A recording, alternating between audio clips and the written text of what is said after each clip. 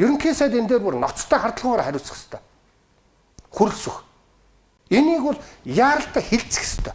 Энэ дээр тэр террористов гишүүнээр ахлуулаад ажлын хэсгээс хангалттай улсын их хурлд энэ гэрээнд өөрчлөлт оруулаа гэдэг тэр визийн эрхийг өгсөн байхад яагаад хийхгүй байгаа гэдэг асуудал хамгийн ноцтой асуудал.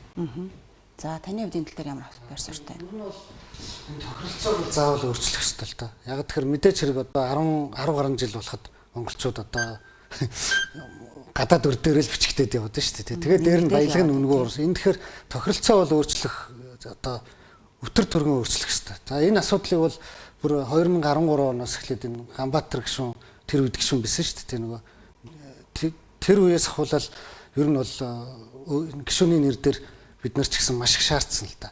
Үндэсний аюулгүй байдлын зөвлөл ерөнхийлөгч улсын хурал одоо ерөнхий сайд мэдэг ер нь үе үеийн бүхэл улсуудад шаардлага тавьдсан. Тэгэхээр зэрэг хэрвээ 2013 онд ч юм уу тэр тэгэл 2011 ч юм уу нөгөө ашиггүй гэдэг нь мэдэгдсэн үед л өөрчилсөн бол өнөөдөр энэ их үр зээл нөгөө хүү байхгүй л байсан баг.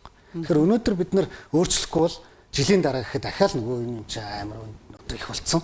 Баахан баялаг гадшаа өнгөө алдчихсан юм л байгаа юм л. Энийг бол сая хэлж байна улсын хурлын энэ ажлын хэсэгч одоо ерөнхийдөө дүгнэлтээ гаргачихсан. За тэгэд гадаад дотоодын маш олон одоо судалгааны байгууллагын дүнгууд бас харуулдаг байгаа байхгүй.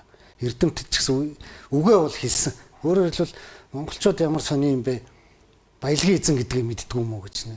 Өөрөөр хэлбэл алдаад нь шүү дээ. Сул алдаад байгаа мөртөө зүгээр яваад байгаа. Тийм. Зүгээр яваад байгаа нь тийм их сонин. Эн чинь бол уг нь одоо зөвхөн бидний энэ үеийн монголчуудын одоо өмч баялаг биш. Ирээдүйн одоо бидний төрөөг байгаа улсуудын хэдэн жил Монгол улс үргэлжлэхийн газар нутгийн л асуудал шүү дээ. Тэгэхээр энд бол маш одоо шуурхай бөгөөд юм нухацтай хандах хэрэгтэй гэж. Тэгэхээр өнөөдөр ингээ олон улсад хийгдсэн оюутлогоо төслийн нөхцөл байдал юм байна. Тэгвэл ураантай холбоотой